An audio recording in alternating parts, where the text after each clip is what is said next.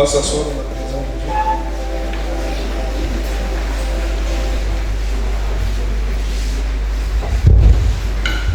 Je bénis le nom du Seigneur. Il faut reconnaître que le président, je peux dire, c'est quelqu'un que je connais. Il a été un très grand bien pour moi. J'ai des émotions parce que il m'a beaucoup aidé aussi dans beaucoup de choses. Président, je veux vraiment bénir le nom de Seigneur. Sois béni, que Dieu te bénisse. Je vais saluer également tous les directeurs, que la grâce de Dieu soit avec vous. Sois béni, administrateur, docteur, sois béni. Voilà, donc aujourd'hui je veux partager quelque chose avec vous. Savoir ce que tu veux pour avoir la gloire de Dieu dans ton ministère. Savoir ce que tu veux pour avoir la gloire de Dieu dans ton ministère. Juste regarde quelqu'un auprès de toi qu'on lui dit, tu dois savoir ce que tu veux pour avoir la gloire de Dieu dans ton ministère.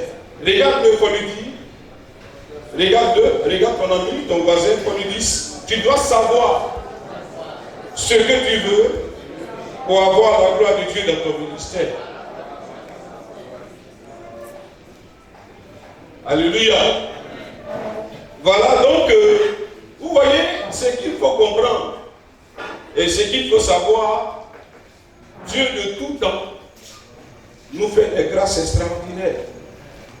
Et chacun de nous, étant homme de Dieu, sait très bien que Dieu n'a jamais failli. Il a fait toujours des choses extraordinaires dans notre vie et il continue de le faire. Vous voyez? Mais ce qui est important, ce qu'il faut savoir à côté de ça, c'est le fait que par moment, on ne sait pas ce qu'on veut. La majorité des hommes de Dieu ne savent pas ce qu'ils veulent. C'est vrai que nous sommes venus à ce séminaire et le constat est que c'est vrai, il y a des visitations, il y a des choses extraordinaires, il y a des choses qui se font et on sent la grâce de Dieu se manifester. On sent la gloire de Dieu parmi nous. Mais est-ce que lorsque nous sortirons d'ici, est-ce que chacun de nous va retenir quelque chose de potentiel, quelque chose de vrai, quelque chose de réel? Alléluia. Est-ce que véritablement, chacun de nous va recevoir, va chaque fois se rappeler de ce qui a été dit pendant ce moment? C'est la chose la plus importante et c'est la chose, je peux dire, qui nous donnera de la valeur. Alléluia. Donc, pour introduire mon message, nous allons écouter la voix d'un homme de Dieu. Nous allons nous souvenir de David. David qui était un grand homme de Dieu. Et il était très âgé. Et avant de mourir, parce qu'il est mort à 70 ans, avant de mourir, il va donner des conseils à son fils Salomon. Et David va lui donner deux conseils, deux vérités, qui seront pour lui des vérités fondamentales pour qu'il réussisse son ministère. Nous allons prendre, pour introduire mon message, 1 Chroniques 28, nous allons le lire. C'est un message d'introduction, c'est une parole. Je vais demander à quelqu'un de lire pour nous. 1 Chroniques 28, verset 9. Je vais aller juste doucement. Vas-y, lis pour nous. 1 Chroniques 28, le verset 9. Je lis la parole de Dieu. Et toi, Salomon, mon fils. Et toi, Salomon, mon fils. Connais le Dieu de ton père. Et sais-le d'un cœur dévoué et d'une âme bien disposée, car l'Éternel sonde tous les cœurs et pénètre tous les desseins et toutes les pensées. Si tu le cherches, il se laissera trouver par toi. Mais si tu l'abandonnes, il te rejettera pour toujours. Amen. Amen. Voilà, je peux dire des vérités dites par David. Il était très âgé, très vieux. Et il savait que celui qui montait sur le trône était très jeune. Il était inexpérimenté. Donc il fallait lui donner des conseils pour pouvoir réussir ce pourquoi Dieu l'a appelé. Et David, lui, étant Dieu, il a fait tellement d'expérience avec Dieu. Parce qu'il faut reconnaître que ce David-là, il a eu des pressions. Ce ne sont pas des pressions voulues par Dieu, mais des pressions voulues par lui-même. Parce que, à cause de son péché, il a connu des souffrances terribles. Et même lorsqu'il était vieux, il était très malade, très affaibli. Parce qu'il a connu ces pressions et qui l'a mené dans cet état. Donc c'est ce David-là, qui est un homme expérimenté, qui lui dit, mon fils, ce que j'ai connu, je ne veux pas que tu connaisses cela. J'ai connu des situations qui sont comme pour moi des pressions qui m'ont fatigué, qui ont été terribles, qui ont été difficiles pour moi. Je ne voudrais pas que tu connaisses ce genre de pression. Vous voyez, il y a une chose importante que chacun de nous doit retenir. Il y a des choses qui sont voulues par Dieu comme des épreuves, et puis il y a des choses qui sont voulues par nous. Qui sont des choses voulues par nous. Parce que dans notre traversée, on ne connaît que des moments d'échec dus au fait que nous avons provoqué quelque chose dans notre vie. Peut-être c'est un péché quelconque, ou bien une erreur quelconque qui a été, ou bien qui va te marquer toute ta vie, à telle enseigne que tu n'arrives pas à te retrouver. C'est ce que David a connu. Ça a été des moments très difficiles, très durs. Et ce David-là donnera ce conseil à Salomon pour lui dire, ne fais pas ce que j'ai fait. Ne passe pas, c'est vrai qu'on ne fait pas ces erreurs que j'ai faites. En lui disant ce conseil, il attire l'attention de Salomon sur deux vérités. La première vérité, il lui dira, c'est ce que nous avons lu, il dit, il faut aimer Dieu. Il faut connaître Dieu. David va connaître 4 phases dans sa vie. La première phase, qui va l'amener à connaître Dieu réellement. La première phase, c'est la phase où il était très petit. Et étant petit, il suivait les moutons de son papa. Et étant en train de suivre les moutons de son papa, ce David-là, il va apprendre certaines choses avec Dieu. Il va apprendre à connaître Dieu. Et dans la connaissance de Dieu, qu'est-ce qui va se passer? Écoutez, il va apprendre à tuer les louches. Il va apprendre à tuer les lions par l'aide de Dieu. Et au travers de toutes ces choses-là, il va connaître Dieu. C'était pour David un moment d'apprentissage. Là, il apprenait avec Dieu. Et il s'exerçait à fond. Et c'était un entraînement voulu par Dieu. Et David donnait tout son dévolu, tout son cœur à la formation. Et Dieu l'amenait. C'était des exploits. C'était des succès. Pourquoi? Dieu le préparait pour qui? Pour affronter qui? Goliath. Il était encore très petit. Et déjà Dieu commence l'entraînement. Après, vous allez voir qu'à l'âge de 17 ans, où David sera prêt pour affronter Goliath, qu'est-ce qui va se passer? Dieu lui-même crée des conditions de son départ de l'autre côté pour affronter Goliath. Parce que Dieu savait qu'il était prêt. David est prêt, il va affronter Goliath. Voyez, lorsque vous êtes prêt et vous avez été réellement préparé par Dieu, vous êtes sans crainte. Vous n'avez pas peur. Le plus souvent, nous cédons à la peur parce qu'on n'est pas encore préparé.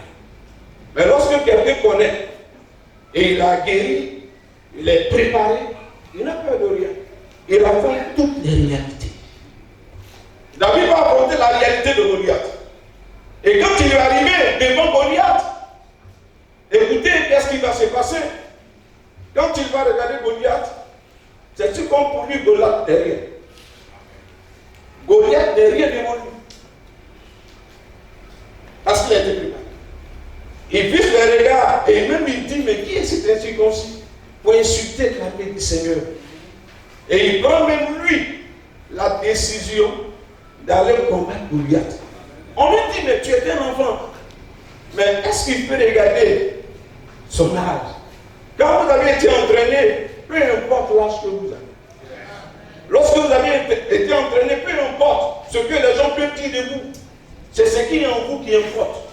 C'est ce qui est en vous qui traduit la gloire de Dieu. Et quand il a regardé Goliath en face, qu'est-ce qu'il fera? Il va affronter Goliath et puis réussir parce que c'était déjà préparé. C'était déjà une chose, disons, qui était déjà écrite. Ça, c'était la première phase. Et là, dans ces moments, il apprend à connaître Dieu. Dans la deuxième part, remarquez, David fait un exploit. Il tue Goliath. Sa renommée accrue. Tout le monde parle de lui partout. On se dit, mais ce grand David, là, attention, Saïd tue 1000, David tue 2000. Et on parle de lui partout. Écoutez, si nous y étions à la place de David, on aurait pu avoir quoi? La grosse tête. Les épaules élevées. Parce qu'on parle de vous partout. Homme de Dieu, tu as fait un exploit dans un village où peut-être tu as guéri. Dieu t'a utilisé pour guérir des malades. Attention, si tu ne veilles pas sur toi-même, ces exploits peuvent t'amener à faire quoi? À l'orgueil.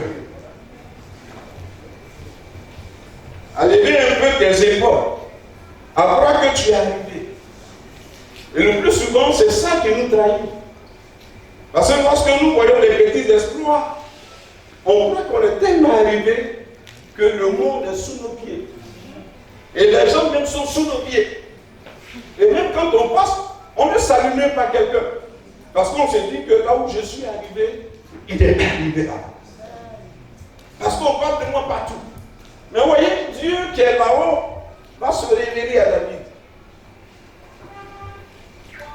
Remarquez, lorsqu'on parle de David, Dieu crée une situation de jalousie. Dis jalousie. Dis jalousie. Dieu crée une situation de jalousie. Dis jalousie.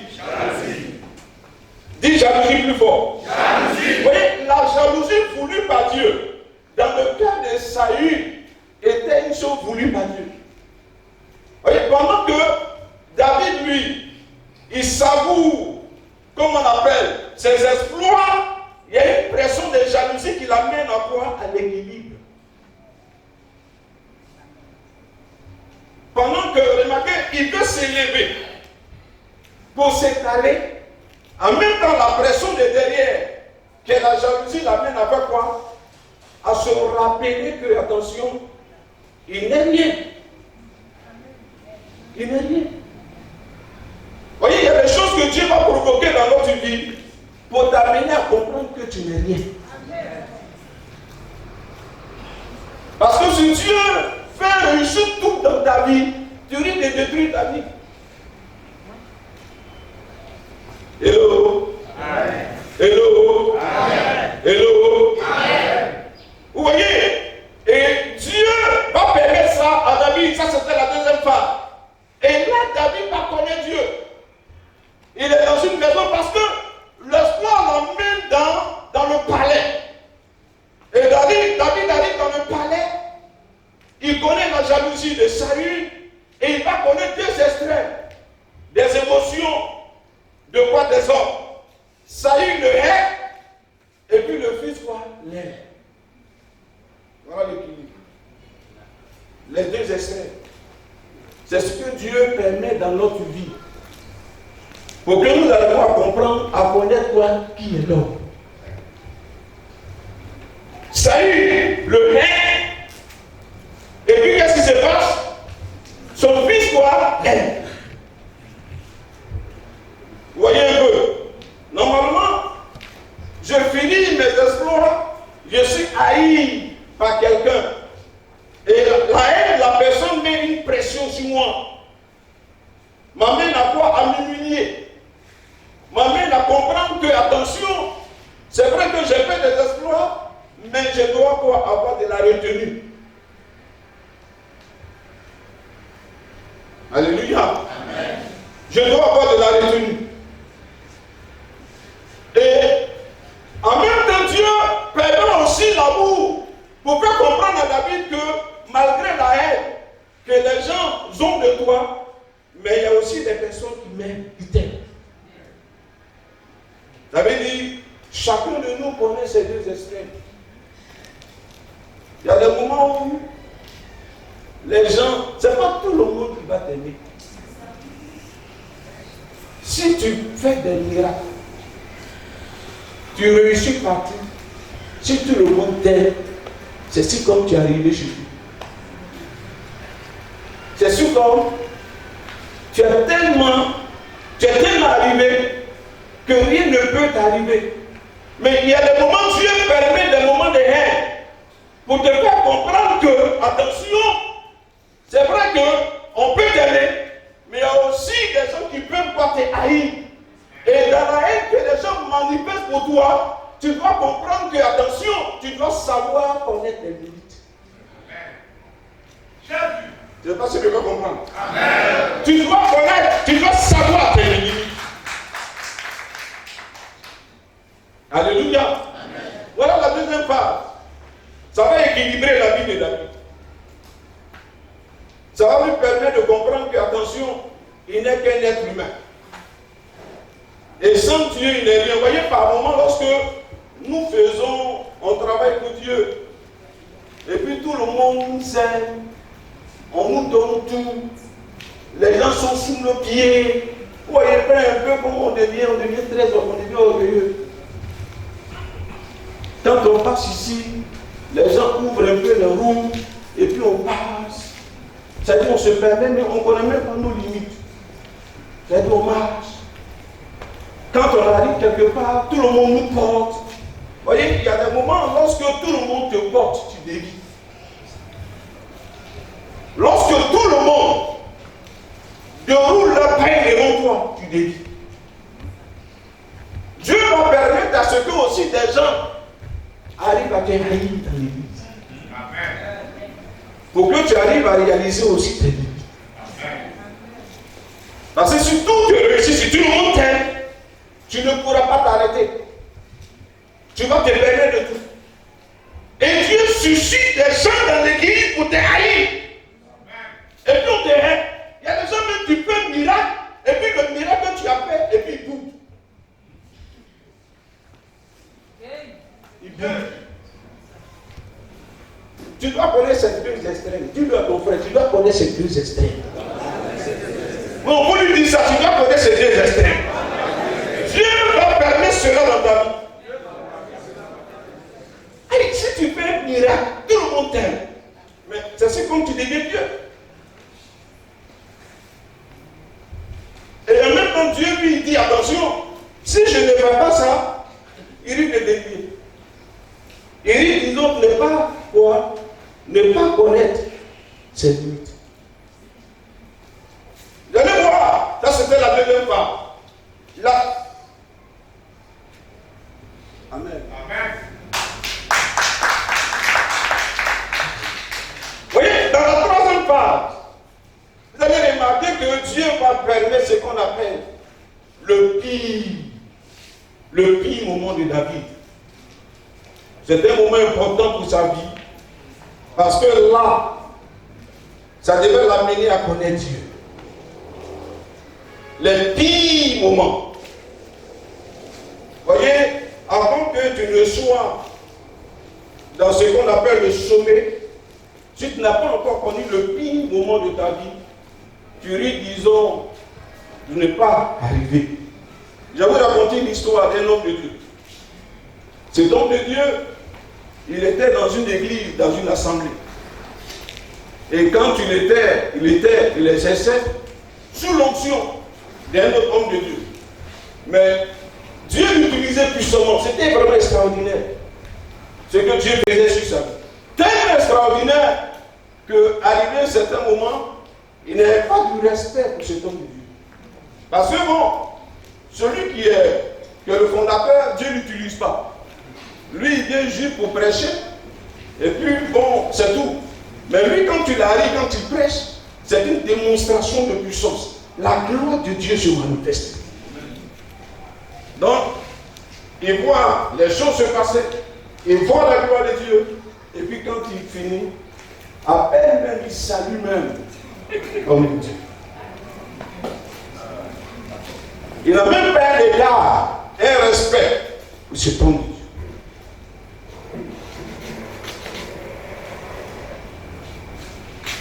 Vous voyez? Et il était toujours dans cette onction. Et puis, un jour, le fondateur l'appelle. Il lui dit, mon petit, tu vas t'asseoir. Tu vas t'asseoir. À ce moment, je crois que l'onction respecte. Mais toi, ton onction ne respecte pas. Respecte. Il s'assoit. Et puis en même temps, il fait un mouvement. Il dit, bon, comme les plus, c'est-à-dire ceux qui ont l'argent sont liés à lui, sont attachés à lui. Il dit à ceux-là, il les appelle, il dit, bon, moi, il a quitté la mission. Et puis eux aussi, on dit, c'est pas grave, nous on te suit. Bon, pour lui, les ténors ont le su. Il a l'argent. Donc en même temps, il s'organise pour quitter l'église. Vous voyez, Dieu, c'est pour lui que tu travailles. C'est pas pour toi que tu travailles. Si c'était pour toi, on allait dire que tu allais réussir dedans. Mais lorsque c'est pour Dieu, c'est lui qui contrôle tout. Amen. Amen. Dis Amen plus fort. C'est lui qui contrôle tout. Et il est parti avec les ténors. Quand il est arrivé, les ténors sont arrivés, ils ont fait la première réunion. La réunion suivante, il n'a vu personne. Il les appelle. Chacun dit, moi je suis très occupé. Je ne peux pas venir.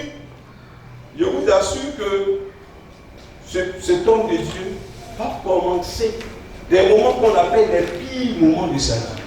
Mais avant ça, il y a un autre homme de Dieu qui disait, mais l'homme il est béni. Hein. J'ai dit à cet homme, c'était un semblant de bénédiction. Mais les pires, les vraies réalités vont venir. Si dans le ministère, tu ne vis pas les vraies réalités, les pires moments du ministère, tu ne peux pas gérer le ministère. Tu ne peux pas. Si tu vis le ministère où tu te sucres, où tu es à l'aise, où tu manges bien, où tu grossis, tu ne connais pas encore les pires moments, tu ne sauras pas faire la part des choses. Il y a des gens qui ne savent pas faire la part des choses. Et ils croient que le ministère, c'est de faire un peu, et puis en même temps, l'argent vient, puis on a voiture, on a une grande église, et puis nous, on est pour la capitale. Non, tu n'as pas encore compris ce que c'est le ministère.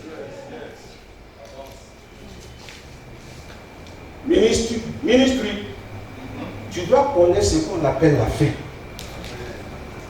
Qui a connu la fin? Qui a connu la fin ici? Voyez, j'ai failli brûler les larmes. Pourquoi? Parce que le président, quand il rend son témoignage, moi ici, je suis au oculaire. J'ai dit, j'étais présent. Pourquoi? Parce que j'ai été de ceux-là qui se moquaient de lui. Mais moi, j'étais modéré. Moi, j'étais modéré. Voilà, j'étais pas. C'est vrai, quand les gens se moquent, je ris, mais je me mets à l'écart, quoi. J'étais modéré. Vous voyez? Mais quand il rend son témoignage, mais les gens ne réalisent pas. Les gens ne comprennent pas. Il y a d'autres qui disent, c'est pas bien grave. Comme il a fait 100 combien, 200 jours de jeûne, moi aussi, j'allais faire 200 jours de jeûne. Va faire. Va aller faire. Tu verras qu'il n'aura rien. Parce que tu n'as pas encore quoi? Vécu réellement les vraies réalités du ministère. c'est-à-dire les pires moments, les moments difficiles qui peuvent t'amener à connaître qui est Dieu, tu n'as pas encore vécu ça. Vous voyez, David comprenait ça. Saïd va le poursuivre. Il cherche à le tuer. Saïd cherche même à l'éliminer. Mais malgré ça, David est quoi? Il est soumis. Qui ici, tu as connu des moments et puis du coup, tu as failli tout abandonner? Beaucoup, quand ils vivent certaines réalités, ils veulent tout abandonner. Donc tu es en train, disons, tu n'es pas en train, disons, d'apprendre l'entraînement. Il va connaître ce moment. Et puis, l'autre phase, pour entrer dans mon message en tant que tel, la dernière phase, ce qui va l'amener à connaître Dieu, la dernière phase, c'est le sommet des sommets. C'est lorsque le ministère commence. C'est lorsque, quand tu fais le ministère, tout s'ouvre pour toi. David va connaître le sommet des sommets. Et dans le sommet des sommets, il a connu qui est Dieu. Et il sait qui est Dieu. Et il connaît Dieu. Alléluia! Amen. Et c'est ce David-là qui donne ce conseil à Salomon, qui dit deux vérités à Salomon. La première vérité, connaît Dieu. Remarquez, la deuxième vérité qu'il donne à Salomon, il dit, sais-le. Sais-le. Il fait référence à quoi? D'abord, la connaissance de Dieu. La deuxième chose, ta personnalité. Il doit y avoir une correction par rapport quoi? À ta personnalité. Et ici, des éléments de notre personnalité, il parle de quoi? De l'âme, de l'esprit. Et il va tout lui dire, car Dieu fait quoi? Dieu sonde quoi? Le cœur. Il connaît quoi? Nos pensées. Il connaît nos intentions. Il connaît quoi? Nos desseins. Voilà. Il fait référence quoi? À la personnalité. Un homme de Dieu qui se dit qu'il connaît Dieu, il fait des expériences. L'autre vérité, c'est votre personnalité. L'autre vérité, c'est ta personnalité. Il y a des éléments de notre personnalité, comme on appelle les pensées. Vous voyez, ça veut dire, si vous devez servir Dieu, si vous n'arrivez pas à contrôler vos pensées, à contrôler vos émotions, ce sont ces éléments qui vont vous trahir dans le ministère. Ce sont des éléments qui vont vous trahir dans le ministère. Vous voyez, il y a des gens, vous allez les voir par rapport à leur personnalité, vous allez remarquer qu'ils ne sont pas vrais. Ils ne sont pas vrais. Aujourd'hui, ils sont là, ils écoutent la parole de Dieu. Ils vivent la parole de Dieu. Et quand ils écoutent, ils vivent. Mais quand ils sortent d'ici, la pensée n'a pas encore été corrigée. Quand ils sortent d'ici, ce qu'ils ont appris ici, ils ont oublié. Et la pensée, quoi, revient à la case de départ pour reprendre encore ce qu'il avait laissé de l'autre côté. Voyez pourquoi? Parce que les pensées ne sont pas encore pures. Hello? Yeah. Vous voyez, c'est ça. Les pensées ne sont pas correctes.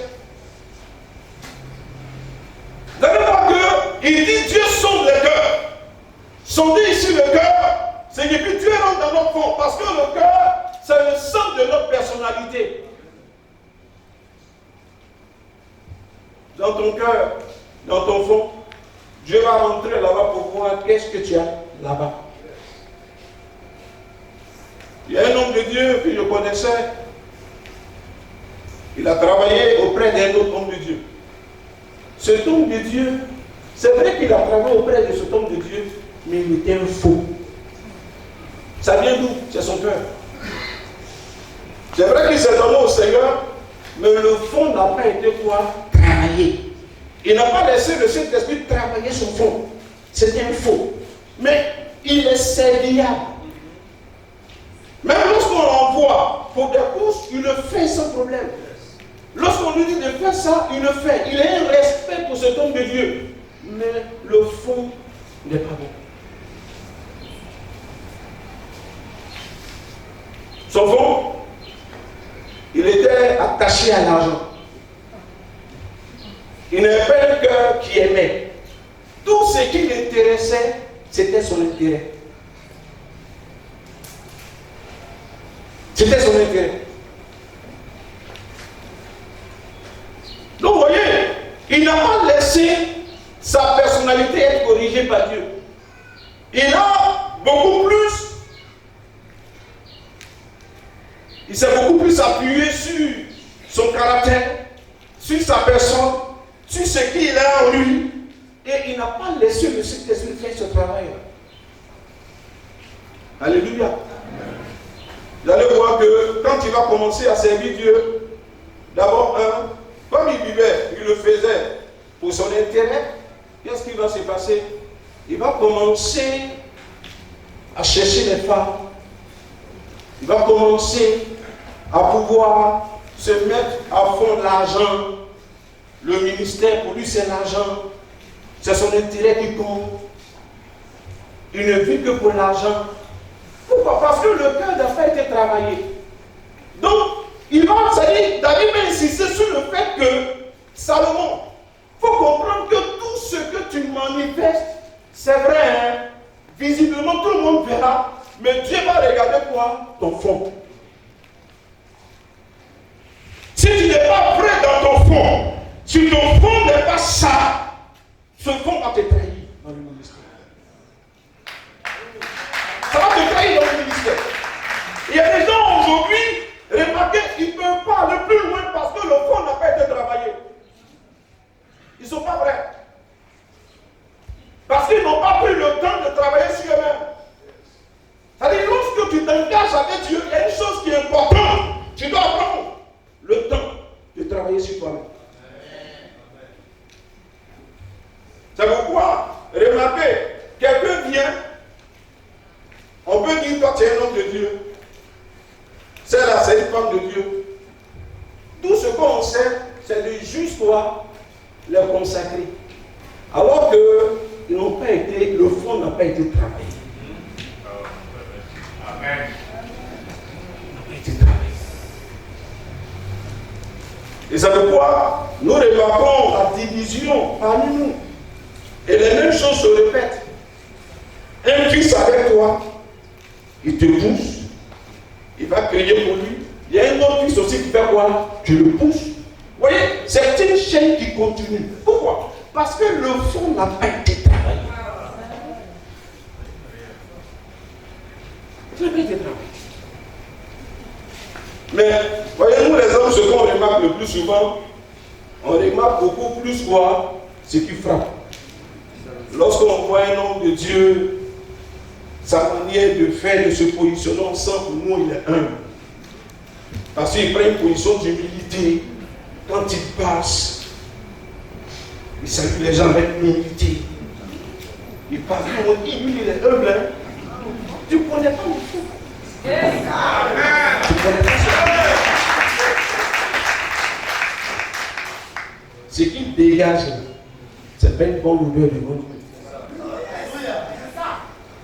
À tes yeux, c'est une bonne odeur. À tes yeux, c'est une pression. À tes yeux, pour toi, il est en train de te faire du bien. Alors que c'était dangereux. Mais quand il commence à manifester son vrai caractère, tu es étonné. Donc, vous voyez, David va dire pour réussir, hey, mon fils, il faut travailler sur toi-même. Ta personnalité, ta personne est portée en Dieu. Tu ne dois pas trahir le ministère. La seule chose qui peut t'amener à trahir le ministère, c'est ta personne. Si tu ne corriges pas ta personnalité, tu peux trahir le ministère. Alléluia. Donc, vous voyez, voilà ce que la Bible dira à son fils Salomon. Et je crois que ces paroles nous intéressent ce matin. Ces paroles sont pour toi ce matin. Voyez, le plus souvent, nous les hommes de Dieu, On aime écouter ce qu'on veut. Écoutez, il y a des choses que tu ne voudras pas, que Dieu va vouloir que tu écoutes. La plupart des cas, quand on dit oui, on crie, parce qu'on aime écouter ce qu'on veut. Ce qui peut être doux à nos oreilles. Ah, il y a des vérités que toi tu ne vas pas aimer, que Dieu va te dire. Est-ce que tu es prêt à écouter ces vérités? Alléluia. Je vais développer mon thème sur 3 points. Je vais parler de 3 vérités. C'était juste une autre introduction par rapport à ce que David disait à son fils Salomon. Et par rapport à ces vérités, je vais d'abord m'appuyer sur les dits de Jésus, qui parle, disons, de la sémence. On ne va pas lire, mais je vais expliquer. Je vais parler de 4 types d'hommes de Dieu. Ça, c'est la première vérité. La deuxième vérité, je parlerai bien sûr de la notion de responsabilité. Parce que, bon, c'est vrai, nous servons Dieu, mais on sent qu'on n'a pas encore compris ce que c'est la responsabilité. Et enfin, la troisième chose, je vais parler de 3 principes qui vont nous aider. Vous voyez, c'est important. Étant des hommes de Dieu, voyez tout ce que nous faisons ici. Vous devez comprendre que Dieu va permettre à ce que nous soyons ici, ce n'est pas par hasard. Amen. Si tu as cru que ta venue ici est par hasard, au point que peut-être que tu es en train, disons, de considérer l'aspect physique de la chose, ou tu es en train de considérer d'autres aspects de la chose, au point d'ignorer ce qui est de la spiritualité, parce que quand on parle de la spiritualité, c'est le fait que quand j'arrive quelque part, lorsque le message m'est donné, je sais, disons, de m'approprier de ce message. Et lorsque je m'approprie de ce message, c'est-à-dire que quoi? Je suis prêt à changer. Je prends des engagements qui vont dans le sens du changement. Mais lorsque je prends le message, comme peut-être c'est juste au niveau de nos émotions, ou bien au niveau de notre intelligence, ça ne peut pas nous faire du bien. Donc si tu es lâche ce matin, il va que tu saches, tu dois savoir ce que tu veux. C'est le fait de réaliser l'importance de ce moment. Ce moment est très important. Et je t'assure, pour l'importance de ce moment, tu dois comprendre et réaliser que en sortant d'ici, ta vie ne doit plus être la même. Non, je ne parle pas, vous voyez, il y a le fait que quand on dit ta vie ne soit plus la même, on se répand au don spirituel, on se répand à l'onction. C'est vrai, on a besoin de faire l'œuvre de Dieu, on a besoin de l'onction, mais en même temps, ce qui fait le ministère, ce qui fait grandir le ministère.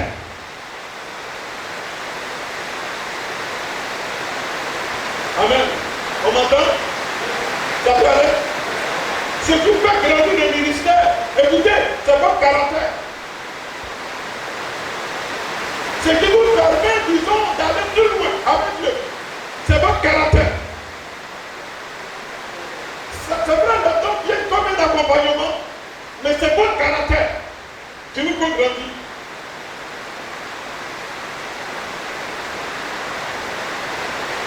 Alléluia, c'est bon? Ça peut aller? Ok. Donc, la première vérité, c'est dans Luc 5:16. Nous allons voir les 4 types d'hommes de Dieu. Jésus va nous donner une parabole. Dans cette parabole, il parle un peu de 4 types de personnes. Mais moi, j'ai parlé des 4 types d'hommes de Dieu. Des 4 sortes. Et par rapport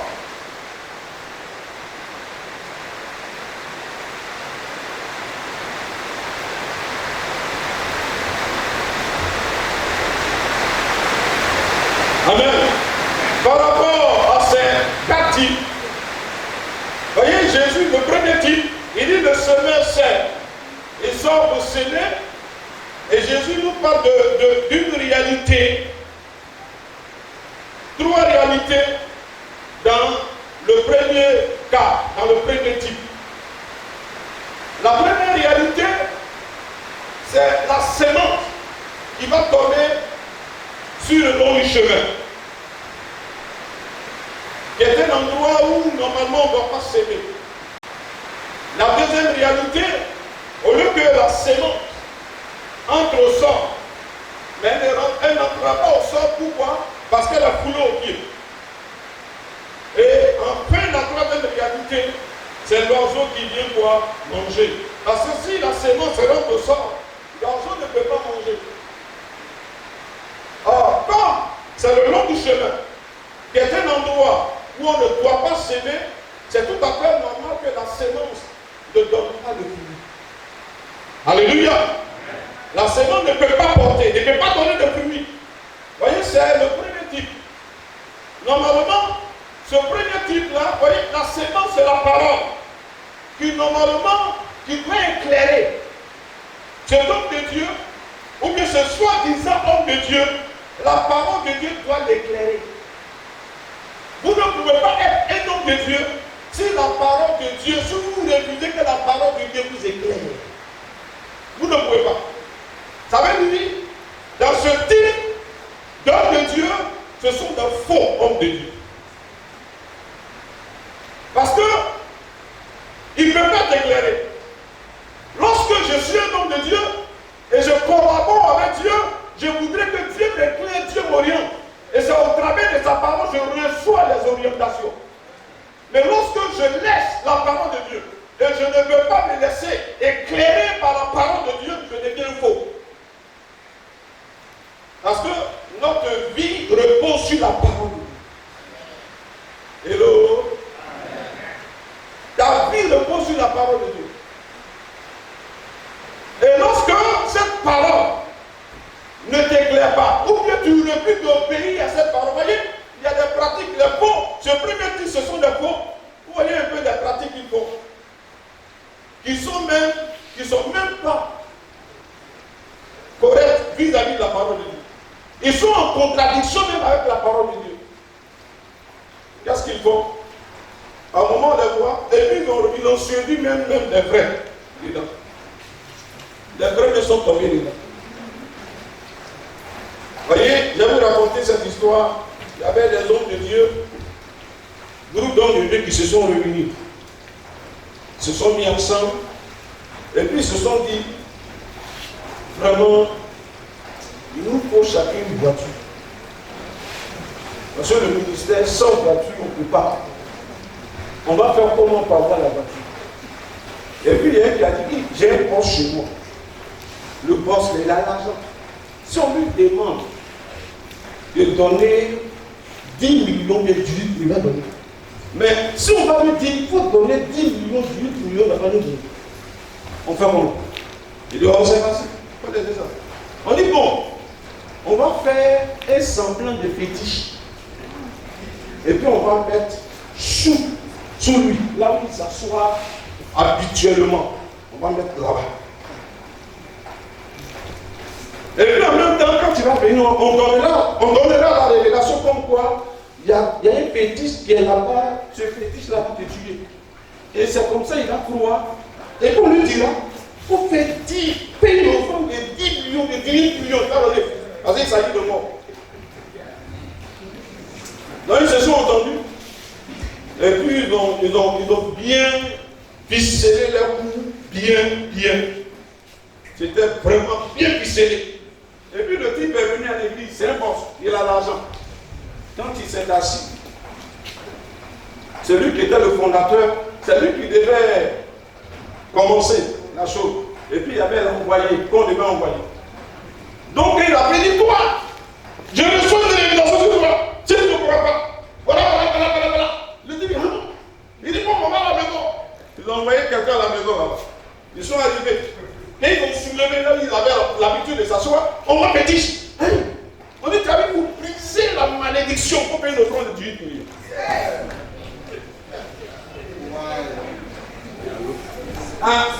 les gens peuvent l'entendre. Et ils l'ont entendu. Quand ils l'ont fait, il a signé le chèque. Ils sont allés.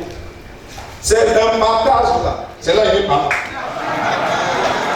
C'est là il est pas là. Parce que le fondateur dit, c'est mon église. Il dit où ça? C'est pas ton église ici. C'est nous tous on a décidé ensemble. Il dit, et moi on m'a envoyé l'action m'attraper. Voilà par la tête. Chacun veut prendre quoi le gros lot. Vous voyez? Et beaucoup de dons de Dieu sont dans ces types-là. Ils ne savent pas pourquoi ils servent Dieu. Ils ne savent pas pourquoi Dieu les a. Parce que pour eux, c'est ça le ministère.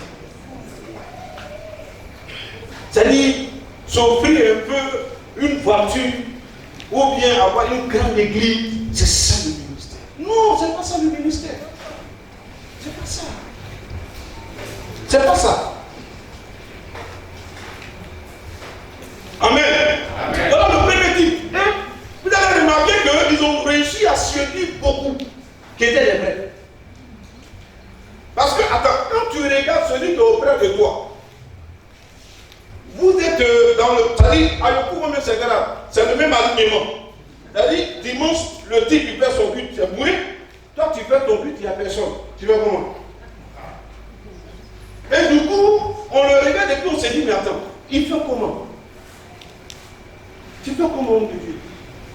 Il dit, tu sais, il y a un secret que j'ai te montré. C'est quel secret? Dieu te montre le secret. Ton ministère va changer. Et toi, tu crois à ce secret. Et ils réussissent à séduire les vrais. Et les faux sont devenus nombreux. Beaucoup d'hommes rentrent dans les faux pour écouter les messages. Nous, être vrai, même pas on se cherche. Quand tu es vrai, tu te cherches. Pour avoir même fidèle, c'est difficile. C'est terrible. Alors que le fond chez eux est rempli. Ils ne font ça. Quand tu arrives chez eux, tu te dis, mais ils font comment? Alors qu'ils sont dans quelque chose. Donc, beaucoup sont dans ce type. Alléluia. Amen. Le deuxième type, vous allez voir que Jésus dira, regardez, la sémence va tomber où? Dans un endroit pierreux. Au dit de Jésus, selon ce qu'il est en train de dire, normalement, lorsque la sémence vient dans le cœur de quelqu'un, la sémence doit rentrer dans vos profondeurs. Or, si la sémence n'entre pas dans vos profondeurs, vous ne pouvez pas être excellent devant Dieu. Parce que c'est la sémence en vous qui fait le miracle. Amen. Donc la sémence, c'est la parole de Dieu. Lorsque elle vient, elle doit tout pénétrer. Or, la sémence ne pénètre pas beaucoup. Vous voyez, la sémence reste dans nos émotions où, remarquez, par moment, la personne dit, je suis touché. Vous voyez, quand quelqu'un dit, normalement, je suis touché, ça veut dire, sa vie doit changer. Mais les gens disent qu'ils sont touchés, mais la remarque qu'on fait, il n'y a pas de changement. Attends, c'est quel touché? Dis-moi, c'est quel touché? Tu vas voir que le type, ils ont prêché le message. Il dit non. Non, il a dit la vérité sur moi. Non, je suis touché. Et puis, tu le regardes, les temps qui suivent là, c'est toujours les mêmes choses qu'il répète. Attends, c'est quel touché?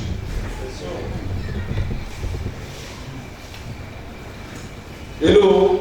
Amen. Hello? Amen. C'est quel touché? Vous voyez, quand remarquez, quand la parole de Dieu vient, quand elle rentre dans notre fond, elle va rentrer dans notre cœur. Et regardez ce que le Salut dit. Il dit, je sais ta parole dans mon cœur, afin de ne pas pécher comme toi. La parole de Dieu va rentrer dans ton cœur. Quand elle rentre dans ton fond, qui est ton cœur, elle va faire deux choses. La première chose, elle va renforcer tes valeurs. Et la deuxième chose, elle va révéler tes défauts. Ou bien, quand elle rentre dans ton fond, elle va révéler quoi? tes forces, tes malheurs. Et puis elle a révélé quoi? Tes défauts. Remarquez, quand on prêche la parole de Dieu, tu sens, quand un homme de Dieu prêche, tu sens que tu es orgueilleux. Tu sens que toi, tu te crois trop arrivé. Donc du coup, quand tu sens qu'elle est en train de révéler tes défauts, ça veut dire, elle révèle tes défauts pour que tu arrives quoi? À travailler sur tes défauts. Mais vous voyez, beaucoup de personnes, même lorsque la parole de Dieu révèle les défauts, ils se donnent toujours des excuses. Tu ne peux pas toucher comme il se doit. Je ne peux pas comprendre ce matin. Tu ne peux pas. Et vous allez comprendre qu'on ne fait que traîner nos défauts. Et les défauts sont chaque fois révélés parce que aucun homme de Dieu n'accepte la correction de ses défauts. Parce que l'homme de Dieu dit qu'il connaît. C'est lui qui prêche. Attends, tu vas lui apprendre quoi? Rien. Et même lorsque la parole de Dieu révèle qui il est, il refuse d'entendre raison parce que c'est dit non, ça n'est pas pour moi, c'est pour telle personne. Non, elle vient pour révéler tes défauts. Et pour t'amener à quoi? À les corriger, à travailler.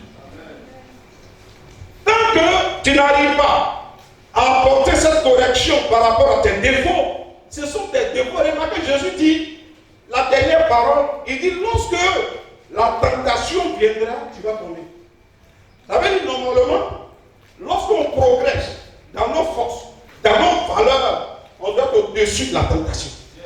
Mais quand quelqu'un laisse traîner ses défauts, écoutez, la tentation le court, il chute.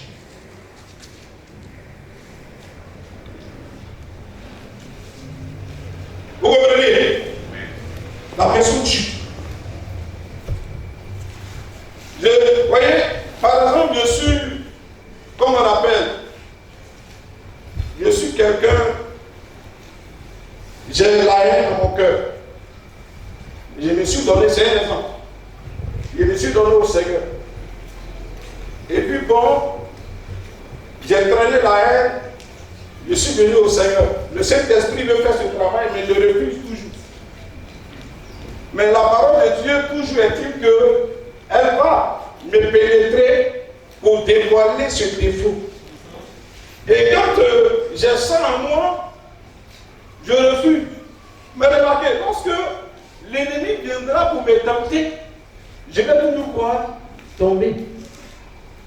Même si j'ai un grand ministère qui a une renommée terrible, je vais toujours quoi? Tomber. Pourquoi? Parce que je n'ai pas pris le temps de corriger ces différents.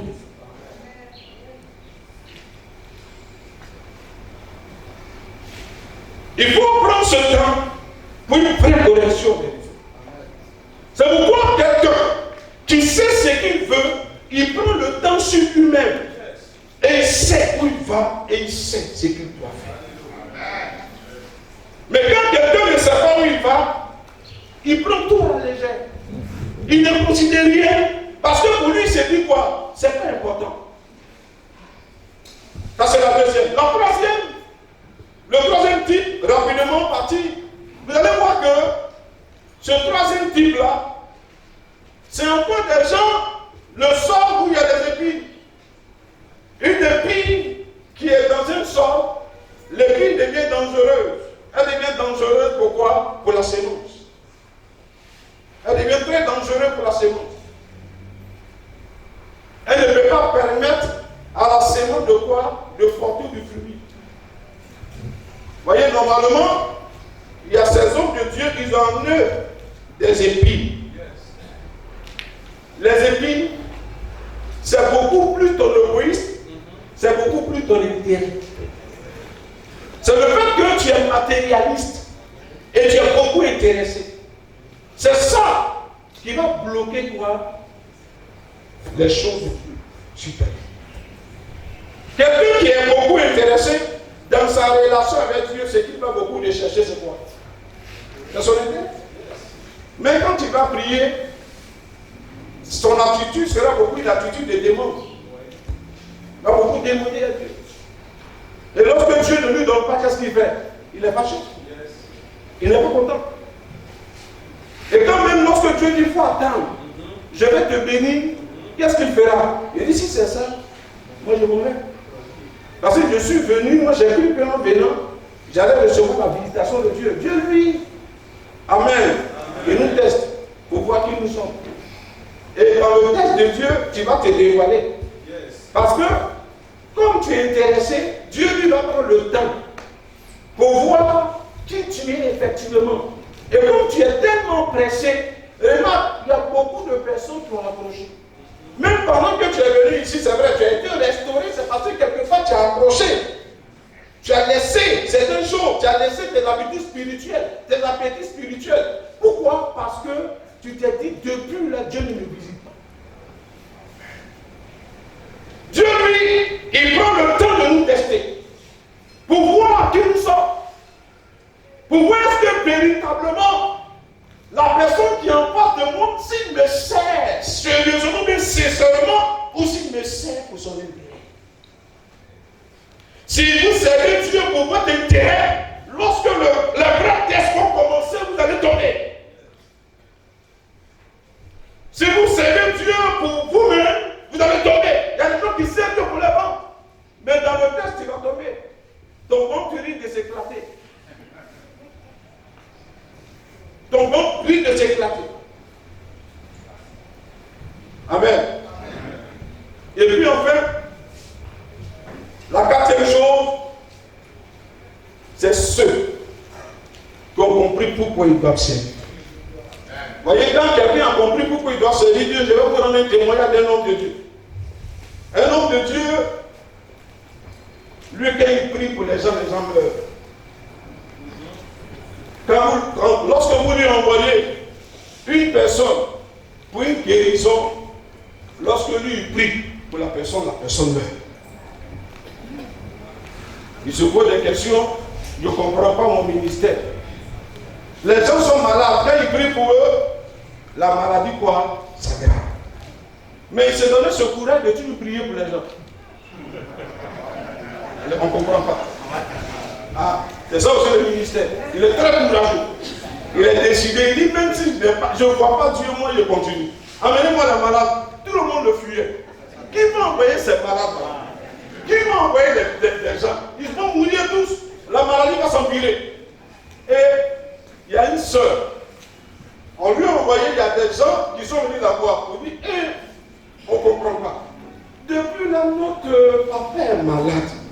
Il nous fait dépenser jusqu'à on ne comprend pas. Nous-mêmes, on est fatigués. On fait tout pour qu'il ne meure jamais. La sœur dit, oh! Non, Dieu va faire le miracle. Je connais un pasteur qui va prier pour lui, il va mourir. Il va mourir. Donc, ils ont pris la personne et puis ils l'ont envoyé par le pasteur. Le pasteur, il a regardé le malade.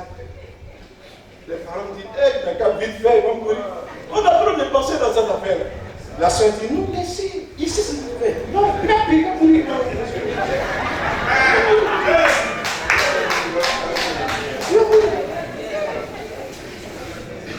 Quand le pasteur a commenté sur le malade, le type est guéri maintenant. C'est comme ça que le pasteur a commencé le don de guérison. Il y a des miracles extraordinaires qui ont commencé à se manifester. Vous voyez, ce pasteur, il sait ce qu'il fait. Il sait ce qu'il fait.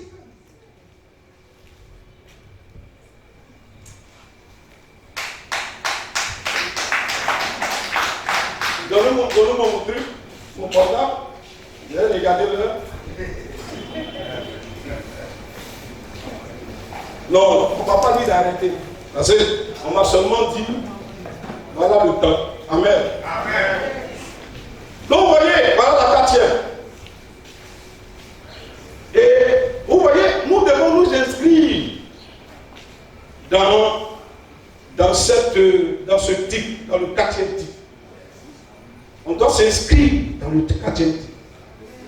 Alléluia. Amen. Et le deuxième, même si je ne finis pas, c'est pas grave. Le deuxième, la deuxième vérité, voyez, Jésus va parler de deux personnes. Les deux personnes, dans Matthieu 7, 24, il dit les deux personnes, ce sont deux catégories de personnes. La première personne, ce sont les personnes qui écoutent la parole. Et la deuxième personne, ce sont également ceux qui écoutent la parole. Mais remarquez la différence entre les deux catégories. Il y a une catégorie qui écoute la parole, qui la met en pratique. Et puis la deuxième catégorie, aussi ceux qui écoutent la parole et qui ne la mettent pas en pratique. Vous allez voir qu'on compare la première catégorie à des gens quoi intelligents, des gens quoi consciencieux, des gens qui veulent, qui savent ce qu'ils veulent, des gens responsables. Parce qu'ils ont bâti leur vie sur l'Europe. Quand quelqu'un était responsable, il recherche beaucoup la stabilité. Même lorsque la situation, la chose est difficile, même lorsque on commence difficilement, même lorsque on commence péniblement, ce qui anime l'esprit de la personne, c'est la stabilité. Voilà un homme responsable. Mais un homme qui n'est pas responsable, remarquez, lorsqu'il n'écoute pas, il écoute la parole de Dieu, il ne la met pas en pratique, ça dit, c'est quelqu'un qui ne recherche pas la facilité. C'est ça le sabre. Il recherche plus la facilité. Il baigne dans la facilité. C'est quelqu'un qui s'en fout. Tout ce qu'il recherche, c'est le fait que sa vie connaisse quoi? Une réussite, un succès. Mais vous allez voir que les deux personnes, les deux catégories, ce qu'on remarque, les deux catégories vont connaître quoi? Le même succès. Parce qu'ils ont bâti la maison a pris du volume. Ils vont connaître le même succès. Amen. La maison va s'élever, voilà le succès. L'autre partie, l'autre catégorie. La deuxième catégorie, la maison va s'élever, voilà le succès. Mais les deux vont connaître également ce qu'on appelle le preuve. Le preuve. Le test du succès.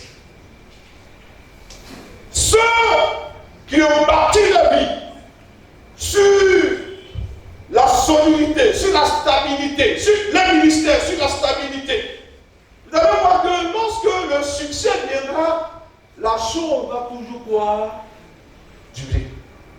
Va toujours rester quoi longtemps. Alors que ceux qui ont bâti le ministère, leur vie sur le sable, il aura un semblant de ministère, un semblant de succès pardonné. Ce semblant de succès va te faire croire que tu as trop réussi. C'est-à-dire que quand tu vois, alors que tu n'arrives pas à comprendre ce qui se passe là, tu ne peux pas réaliser ce qui est en train de se passer. Ce semblant de succès va t'amener à avoir la tête sur les épaules, alors qu'il y a un grand trou en bas. Et lorsque ce trou va céder, tout va quoi s'écrouler. C'est pourquoi vous allez voir ceux qui ont bâti concernant le ministère, c'était tellement sur du faux. Ils ne sont même pas prêts à obéir, ils ne sont même pas des modèles, des exemples. Lorsque même les fidèles regardent, ils ne sont pas des exemples pour des fidèles. Les fidèles même, ils savent très bien ce qu'ils font. Vous voyez, il y a certains hommes de Dieu, ils ont amené pour le commérage dans leurs églises. Quand ils rassemblent les fidèles, ils essaient de parler de tel, de tel, de tel, de tel, de tel. Ils parlent de telle personne. Ils parlent de telle personne. Mais pendant ce temps, le monde vient.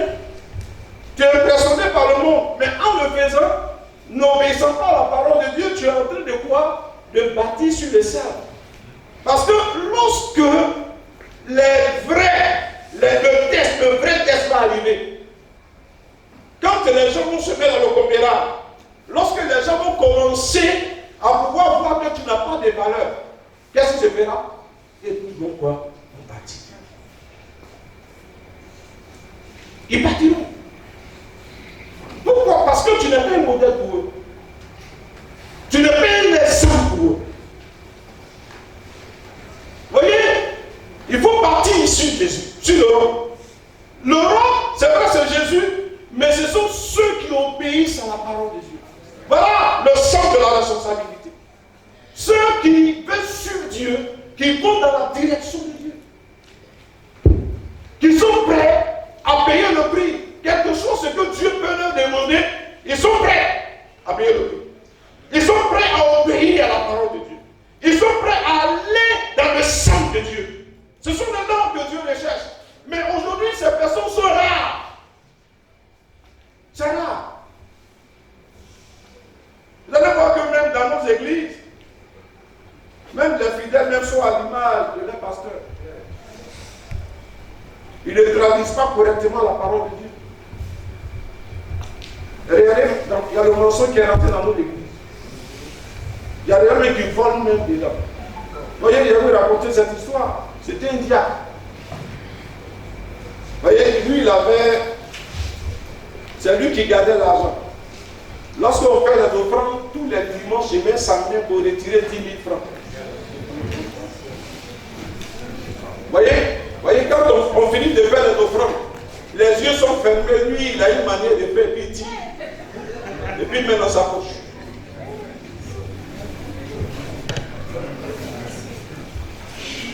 Mais ce jour, les gens ont chanté, ils ont dansé, l'offrande était beaucoup. Et qu'est-ce qui s'est passé? On dit prions. Qu'il a mis sa main, qu'il a tiré les 10 000. On dit Amen. Sa main est restée comme ça. Elle est timide dans sa main. Il regarde l'assemblée. Il regarde le groupe musical. Il regarde le pasteur. Il s'est dit qu'est-ce qu'il va faire.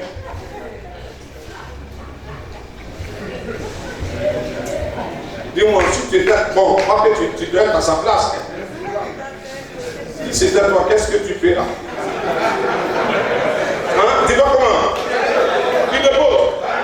Ah, on t'a attrapé, hein? Oui, mais si tu as déposé, tu vas revenir, tu es à l'église. Tu reviendras, tu es à l'église. Mais, vous voyez, ça veut dire, c'est comme ça, il y a beaucoup comme ça qu'on trouve dans nos églises. On les trouve beaucoup dans nos églises. Et l'église est remplie, disons, du faux. Pourquoi? Parce que même celui qui est sur le, il ne montre pas réellement à son peuple que voilà la vérité. Voilà ce qu'il faut faire. Ou bien, il ne dit pas la vérité. Donc vous allez voir que ça sera comme quelque chose qui commencera. Ça va prendre du volume. Et puis on est content, on est réjoui. On se dit que nous sommes en train de réussir. On est en train d'avancer. Alors qu'on est en train de bâtir dans la facilité. C'est une facile. Il y a un semblant de succès qui se manifeste. Ce n'est pas le succès. C'est un semblant. Et lorsque le véritable test va arriver, tu verras que tout ce que tu es en train de faire s'écroule. Remarquez, aujourd'hui, il y a des hommes de Dieu qu'on n'entend plus parler d'eux. On parlait d'eux dans le passé. Est-ce que toi, on parlera de toi dans le passé? On va toujours continuer de parler de toi. Alléluia. Au fait, mon message, c'est un message qui doit mener les hommes de Dieu à être conscientisés. Je veux conscientiser le peuple de Dieu. Je veux amener le peuple de Dieu à beaucoup plus de responsabilités. C'est pourquoi je suis un peu pratique dans mon message. Et regardons aujourd'hui l'église. C'est vrai qu'on partira d'ici. Mais est-ce que véritablement on a changé? C'est vrai qu'on prêche. Mais demandez-moi, est-ce que la prédication impacte les gens? Est-ce que les gens changent? Alors, bon, si on veut voir, si on veut faire le pourcentage du nombre de chrétiens ou bien des gens qui sont vraiment convertis en tant qu'éternels, vivent la vie de sainteté. Si on prend 100%, remarquez, c'est 2% seulement qui craignent Dieu. Et les 90%, 98%. Vous voyez, parce que quoi? C'est vrai, les églises secrètes. C'est vrai, les églises se multiplient. Est-ce que les âmes sont convertis? Voilà notre responsabilité. Voilà ce que Dieu nous appelle. Mais ça commence d'abord par la vie de l'homme de Dieu. Est-ce que l'homme de Dieu, sa vie même est correcte?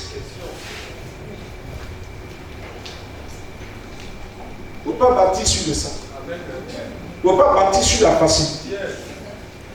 Il faut bâtir sur quelque chose de potable, de rien. Voilà ta responsabilité. C'est d'obéir à la parole. Si nous évaluons sur la balance notre niveau d'obéissance, par moment, on t'assoit pour évaluer ton niveau d'obéissance. Tu as quel niveau d'obéissance? Est-ce que tu ne baignes pas dans le mensonge? Est-ce que tu n'es pas dans des faux trucs? Voilà l'église aujourd'hui. Amen. Amen. Alléluia. Amen. Est-ce que tu me peux comprendre? Amen. Je me peux comprendre? Amen. Si je me comprends, lève-toi, acclame le Seigneur.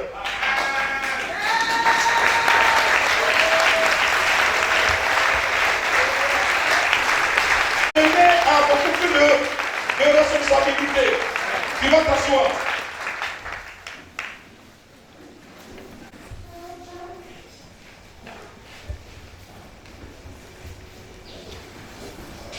Amen. Sois béni.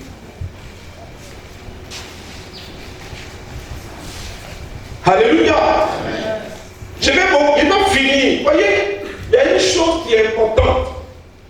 Comme je l'ai dit, je vais appeler le peuple de Dieu à prendre conscience. Voyez, chaque homme de Dieu qui arrive ici a son style.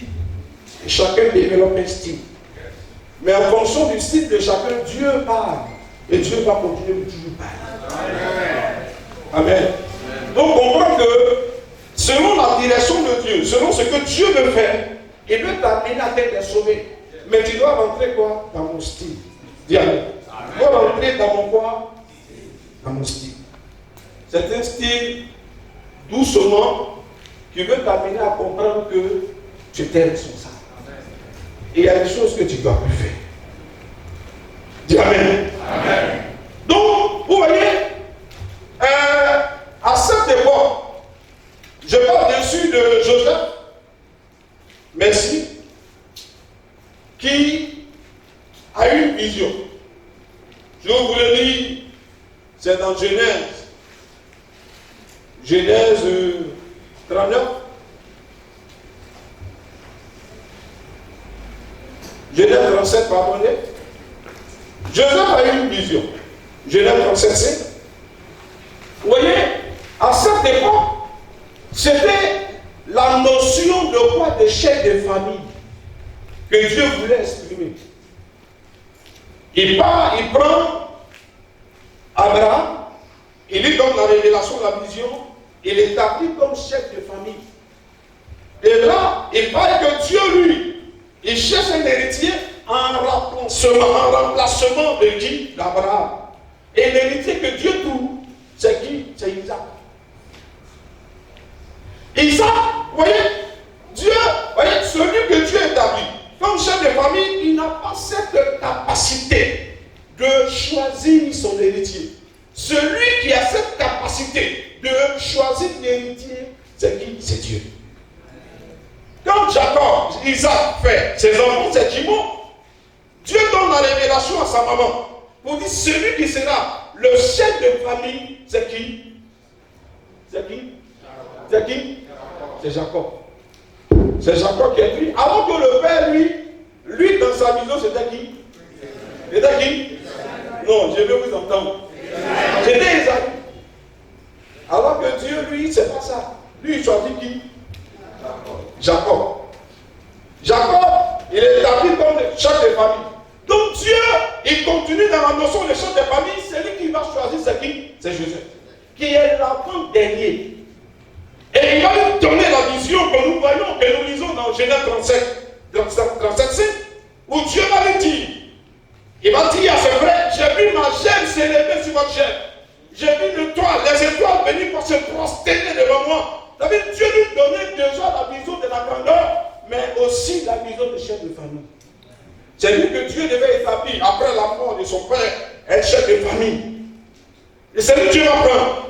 Mais pour pouvoir le prendre, dans le premier moment, Jacob, disons Joseph, ne comprend pas la vision. Il ne comprend pas. Il ne comprend même pas la vision. Il ne sait pas qu'est-ce que Dieu a dit. Il ne sait pas qu'est-ce que Dieu lui a révélé. Mais c'est lorsqu'il va se trouver en Égypte qu'il va comprendre la vision. Amen. Il dira à ses frères, voilà, Dieu m'a envoyé ici, voilà pourquoi. Et c'est la vision, lorsqu'il va comprendre la vision, c'est la vision qui sera dans son esprit. Et il ne va jamais compromettre la vision. Il ne va jamais compromettre la vision. Il va toujours quoi? Marcher dans la vision parce que c'était dans son esprit. Et il faut dire à ton frère, hey, est-ce que tu as une vision? Parce que la vision, c'est ce que tu dois faire. C'est ce à quoi Dieu t'appelle et c'est ce que tu dois être. Est-ce que tu as une vision? C'est la vision qui va le soutenir. Et c'est cette vision qui va l'amener dans l'obéissance. Vous voyez, lorsque quelqu'un a une vision, il est discipliné et il est obéissant. Quand vous voyez quelqu'un qui n'obéit plus, c'est qu'il n'a plus de vision. Quand vous voyez quelqu'un agir et c'est comme il est un bandit ou un chef bandit, c'est qu'il n'a plus de vision. Les églises se créent, mais vous allez voir que l'homme de Dieu n'a plus de vision. Pourquoi? Parce que ça se voit dans son exercice. Mais quand quelqu'un a la vision, il meurt pour la vision. Il est prêt à souffrir pour la vision. Il donne sa vie pour la vision. Il est prêt à obéir pour la vision. Il n'est pas prêt à mentir pour la vision. Il n'est pas prêt à escroquer pour la vision. Il n'est pas prêt à donner certaines choses pour la vision. Il préserve la vision. Il préserve la vision. Il n'est pas prêt pour rentrer dans certaines choses. Il sait où il va et il sait ce qu'il doit faire. Il te pose la question où tu vas et qu'est-ce que tu dois faire.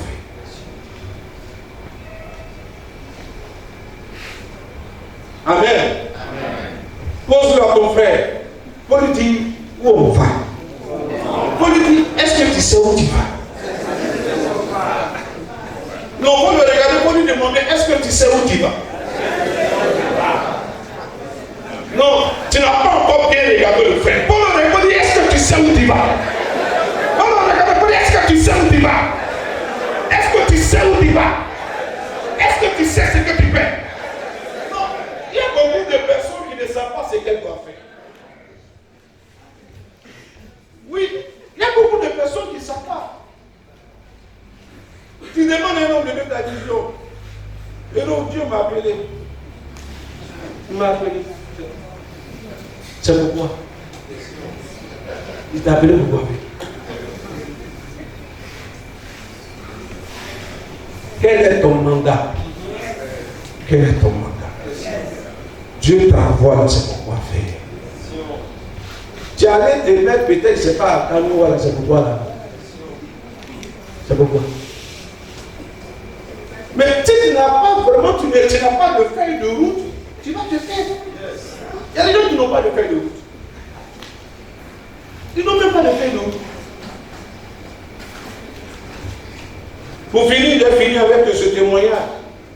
Ça a été pareil pour un homme de Dieu. Il dit Dieu l'a appelé, il était à Mangono. Et puis bon, matin bonheur, matin il se lève pour aller faire sa plantation. Il reste dans sa plantation jusqu'au soir. Et puis il vient encore chez lui à la maison. Et puis il y a un autre homme de Dieu qui lui a demandé, mais attends, je ne te comprends pas. Tu vas dans ta plantation, tu viens, et il dit, si tu ne te cherches pas, l'œil va te chercher. Si tu ne te cherches pas, l'œil va te chercher.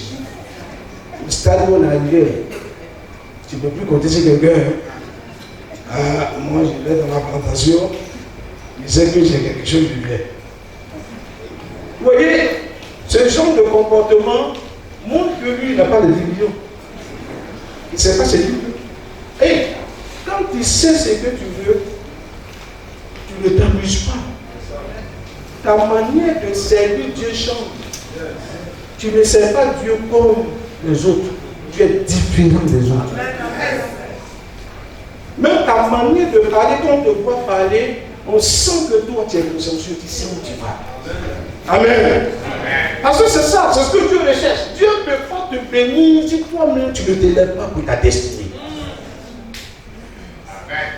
Dieu ne peut pas te bénir si toi-même tu ne prends pas conscience de ton avenir. Non, ça ne peut pas se faire. Dieu a sa responsabilité, tu as également ta responsabilité. Et il faut que toi-même tu t'élèves pour ta destinée. Lorsque tu vas t'élever pour ta destinée, Dieu s'élèvera sur toi au nom de Jésus. Il va s'élever. Mais il y a des gens qui n'ont rien compris. Ils ne savent pas où ils vont. Et puis ce sont des copistes. Ils ont regardé peut-être Mohamed Sanogo. Il a prêché tel message et je suis traduit ça dans leurs églises. Est-ce que c'est ce que Dieu t'a dit? Ce que lui prêche chez lui là, c'est par rapport à sa vision aux visions de son peuple. Quand ton peuple a quel besoin? Tu veux instruire ton peuple par rapport à la vision, par rapport à les besoins. C'est alors qu'ils seront matures. Mais si tu ne sais pas ce que tu veux, Dieu lui aussi ne saura pas ce qu'il pourra faire avec toi. Dieu t'attend. Si tu laisses la main à Dieu, Dieu aussi viendra à ta rencontre. Et quelque chose se passera sur toi. Sois béni au nom de